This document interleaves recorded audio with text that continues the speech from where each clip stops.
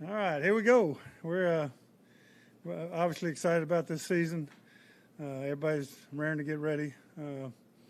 Big challenge. We know that. Cam's been the MVP of the league. He says he feels like a rookie now, which is kind of scary because, he had some great years.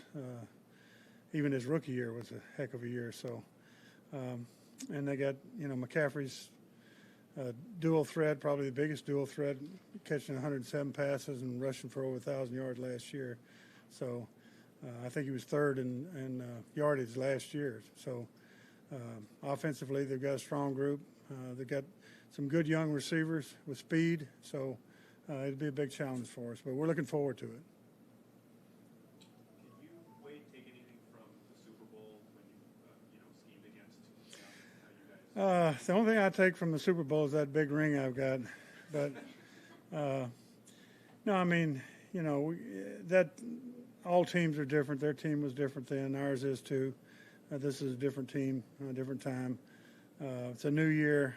I don't think anybody knows who really will be good. Everybody's speculating, but, we've seen first to last every year, or last to first, vice versa. So, everybody's feeling it out and see what kind of football team you have.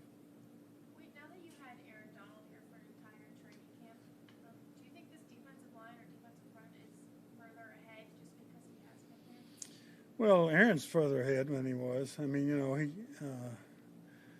even though he had fantastic years the last 2 years, he actually started slow in the first few games. This year, I think it's helped him. Obviously we'll see, but I mean, the flip side of that is everybody's gunning for him. We know everybody's going to try to block 2 guys on him or 3 guys on him if they can. So now he's had that really a lot last year, but I expected more this year. How about Sebastian Joseph Day? I think the last time we talked to you was during training camp, kind of when he was just getting started, working with the starters. How's he kind of developed?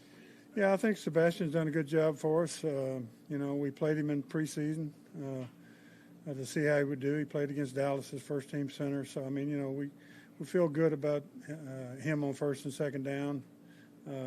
We've also got Greg Gaines, who's come in and done a good job for us. So, with those 2 guys, we feel that we're all right at nose guard. You had a chance to look at Eric Weddle and Clint Matthews during training camp. I guess not this season, but what have you seen from them and how they're going to fit in this defense? Yeah, Weddle and Matthews both obviously are experienced guys, but they're also real sharp guys that communication is such a key. I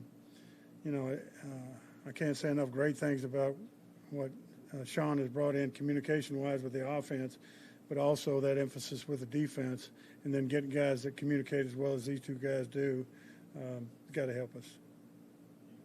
You've seen Obo in preseason games. Was he kind of what you thought you had seen? Yeah, I mean, Obo obviously been hurt really the last, even sort of this year, so he got to practice 1 week and got to play in a couple of preseason games and kind of showed what we thought maybe he could do. So he's got some pass rushing talent. So that was good to see.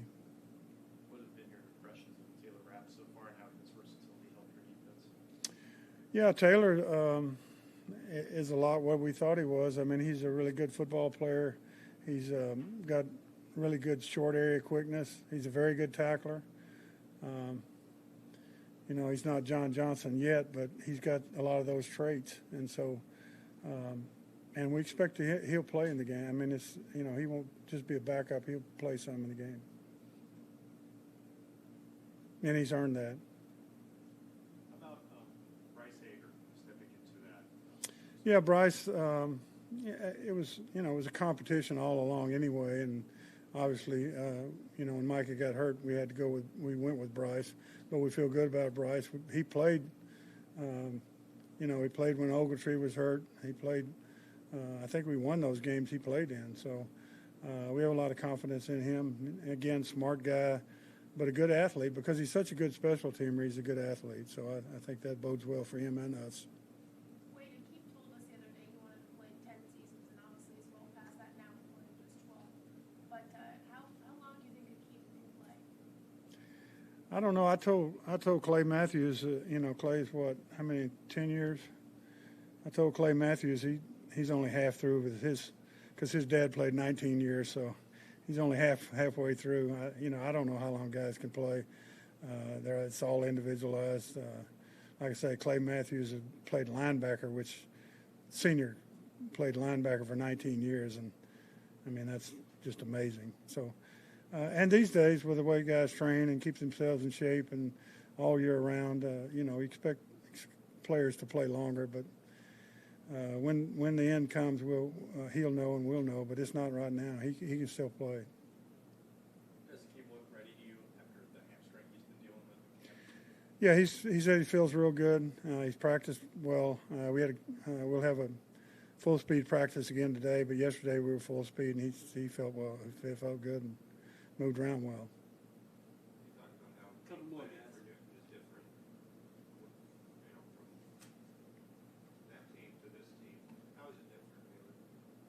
What's the challenge of that? You talking about the Denver team? Yeah. Well, I mean, this team, that team led the league in I don't know how many, 15 categories. I mean, they were. The playoffs were unbelievable. They beat Roethlisberger and Brady and Cam, the MVP. They shut all of them down on third downs, less than 20%. I think all of them hit Brady 24 times in a playoff game. So, I mean, I don't know if you can compare many teams to that one. I'd like to think we were that kind of team, but I think we're going to be good on defense. I think we're going to be a good football team. All right, thank you.